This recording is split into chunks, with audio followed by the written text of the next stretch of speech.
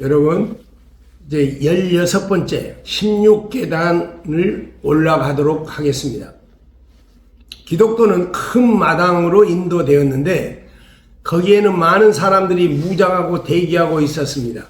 그 맞은편에는 황금성이 있었는데 그 위에 흰 옷 입은 사람들이 밖에 무장하고 대기하고 있는 사람들을 부르고 있었습니다. 그러자 그 무장한 사람들 중 한 사람이 접수하고 있는 사람에게 가서 자기 이름을 등록하고 마당으로 나가 성문을 향하여 돌격하자 성을 지키고 있던 적들이 나와 들어가지 못하게 칼과 창으로 막았습니다. 이윽고 무서운 싸움이 벌어졌습니다. 용사는 많은 상처에도 불구하고 적들을 물리치고 성 안으로 들어갔습니다. 그러다 황금성 위에서 각종 악기와 환영의 노래소리가 들려왔습니다. 잘 보셨죠? 천국은 침노하는 자가 빼앗는 것입니다. 천국은 노력하는 자가 빼앗는 것이라고 말해 주었습니다. 천국은 침노하는 자가 빼앗습니다. 신자가 꼭 알아야 할 5번째 지식은 하나님의 보장에도 불구하고 신자 자신도 영적 싸움이 있다는 것입니다. 빌립보서 1장 30절 거듭나고 의롭다 여김을 받은 신자는 이제 성화의 싸움을 싸워야 합니다. 즉 중생되기 이전에 가졌던 나쁜 영적 습관을 끊어버리고 여러 핍박들을 이기고 그리스도 장성한 분량까지 신앙이 자라가야만 한다는 것입니다. 성화란 중생을 통하여 영적 갓난아이로 태어난 신자가 영적 어른으로 성장하기 위해서 세상에 주어지는 각종 유혹과 고난, 즉 이 훈련에서 이기고 장성해 가는 것을 말합니다. 이 싸움은 신자 전생에 걸쳐서 이루어지는 것입니다. 성도는 인생 중에 주어진 시험들을 이김으로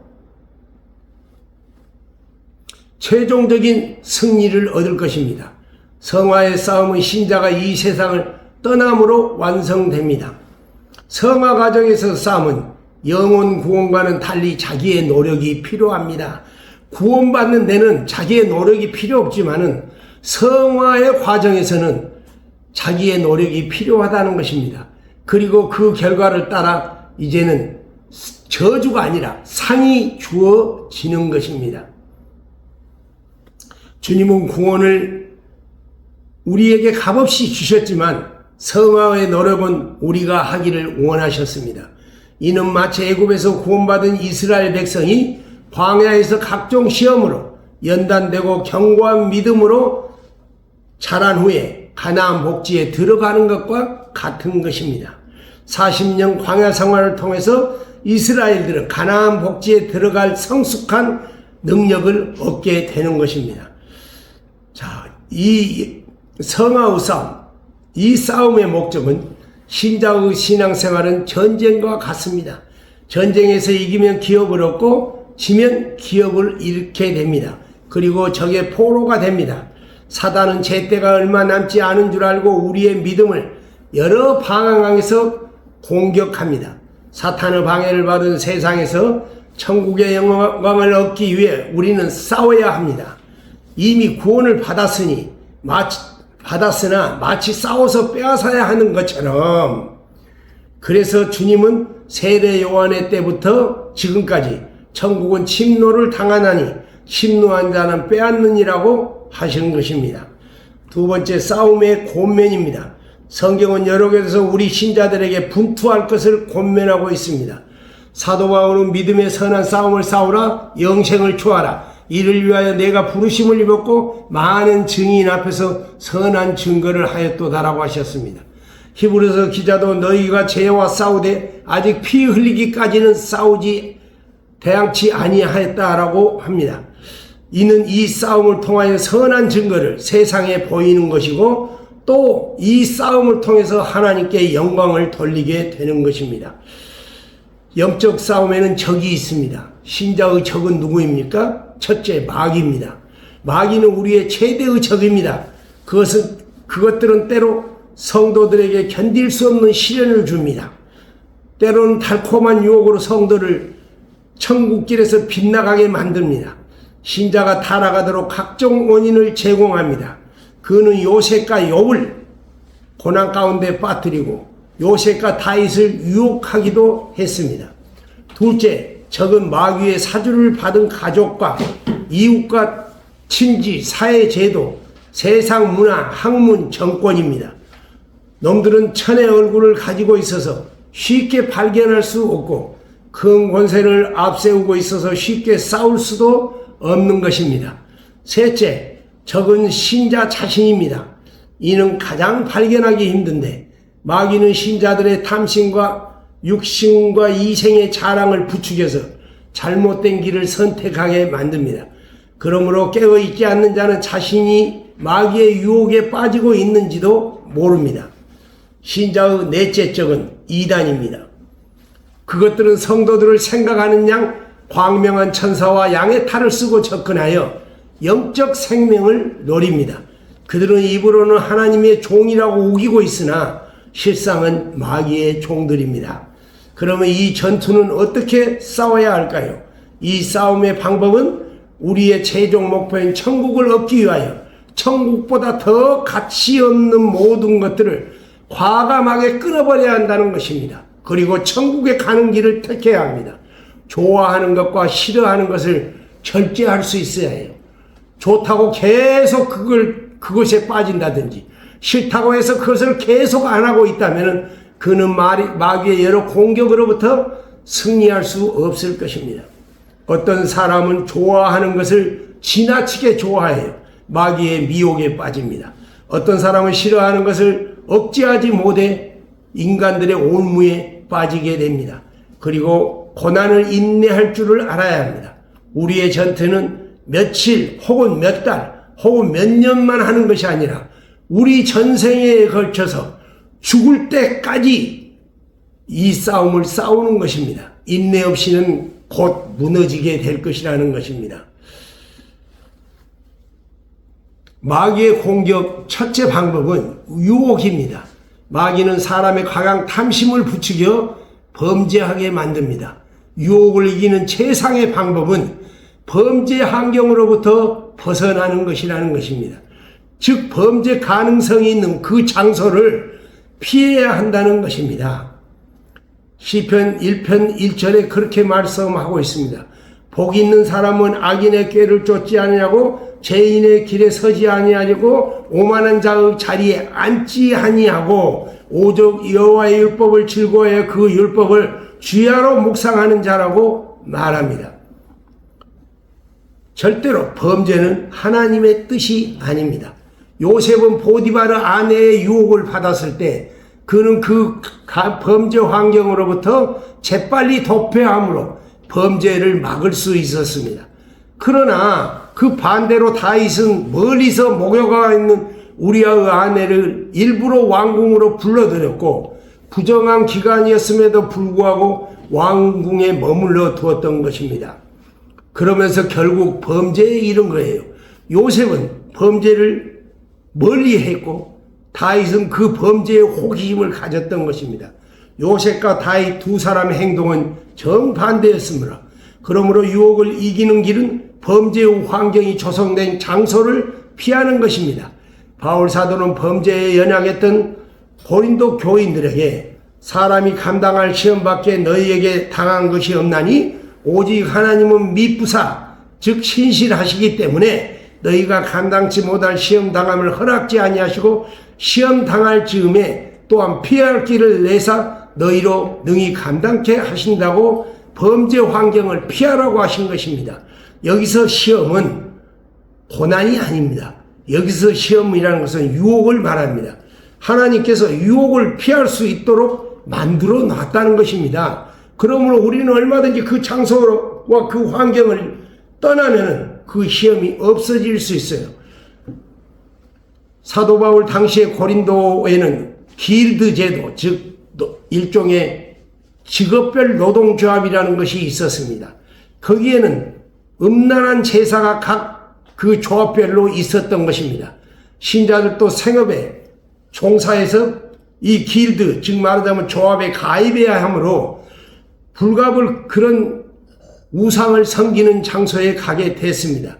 그들의 요구를 거절하지 못하고 범죄한 사람들이 있었는데 이들은 내가 이런 환경에 처하게 된 것이 하나님께서 허락한 것이 아닌가 하고 자신의 범죄를 정당화했던 것입니다. 이성적 유혹, 물질의 탐욕, 혈기의 발산 등은 그 장소를 피함으로써 능히 해결할 수 있습니다. 성질 났으니까 그 장소를 피해야 합니다. 어떤 이성적 유혹이 있습니까? 그 사람과 그 장소를 즉시 떠나야 한다는 것입니다. 두 번째, 마귀가 신자를 공격하는 두 번째 방법은 육체의 고난을 주는 것입니다. 요셉과 욥을, 다윗과 그리고 신앙의 종들을 고난 가운데 빠뜨려서 배교하게 만드는 것입니다. 우리가 알아야 할 것은 고난은 유혹과 달라서 먼저 하나님의 뜻도 있는 것입니다. 마귀가 자기 마음대로 신자에게 고통을 줄 수 없습니다. 우리가 동방의 의인 욥에서 보듯이 마귀가 욥에게 대하여 시험을 할 때에 먼저 하나님의 허락을 받았습니다. 하나님은 그가 시험할 수 있는 범위를 결정해 주었습니다. 즉 첫 번째 시험에서는 소유를 치되 몸을 쳐서는 안 된다고 제안하셨습니다. 두 번째 시험에서는 몸을 칠 수는 있으되 생명을 건드려서는 안 된다고 한정하셨습니다. 그러므로 마귀가 준한 고난의 시험은 실상 하나님의 뜻으로부터 오는 것입니다.